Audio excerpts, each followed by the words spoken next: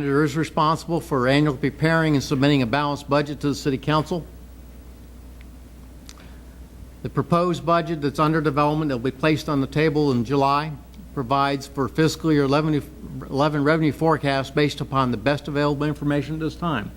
That changed this morning with the announcement of the tax rolls from Brevard County. So that's the best available information. This actually supersedes a lot of the information you saw in the budget in brief.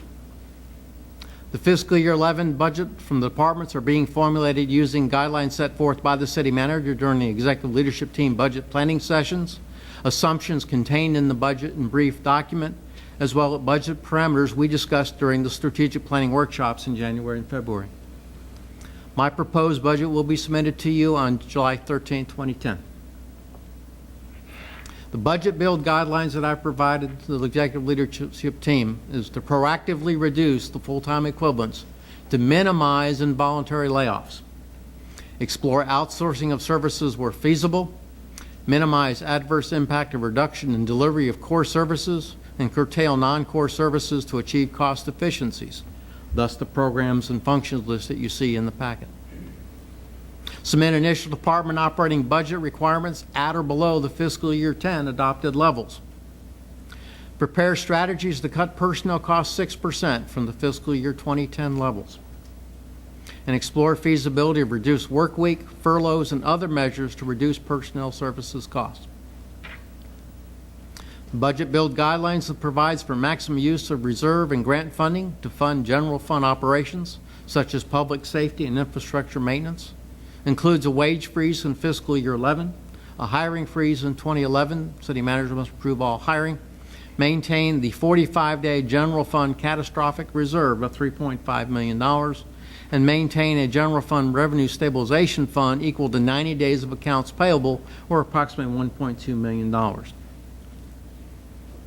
The budget build guidelines examines the three-year laddered approach we presented to you last year on funding the OPEB liabilities.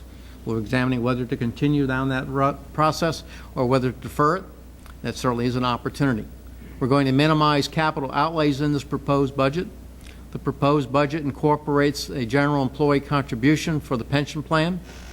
The proposed budget funds the first year of the fiscal year 11 public safety vehicle purchase that we discussed earlier, and defers no new program enhancements. The fiscal year 10 revenue budget of $29.8 million, less the non-recurring sources of the sale of the solid waste property to solid waste, use the fund balance, interfund transfer, less recurring revenue changes of the 17% reduction in tax roll, and the year 2 cost allocation reduction of $214,000. It provides for anticipated revenue in fiscal year 11 of $25.7 million. In terms of the expenditures, FY10 expenditures of $29.8 million. Projected expenditures increases or decreases include pension contribution increases of $1 million, the OPEB contribution increase of $100,000, deletion of transfer for roads and streets, deletion of capital outlay, and health insurance increase projected at 8%. The projected fiscal year expenditure budget is $30.8 million. Thus, the general fund gap that we've been talking about is $5.1 million. Filling the gap.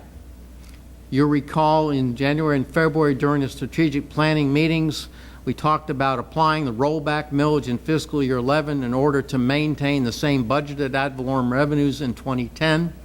During that meeting, you expressed a willingness to consider rollback rate to again remain revenue neutral. That has a value of $1.4 million.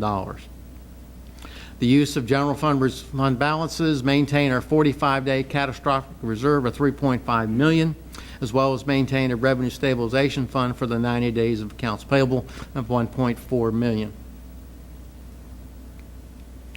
Filling the gap provides for reduction of workforce costs, eliminating full-time positions, hiring freezes on vacant positions, employee furlough days, wage freezes, general employee pension contributions, departmental restructuring, and use of contract and part-time employees.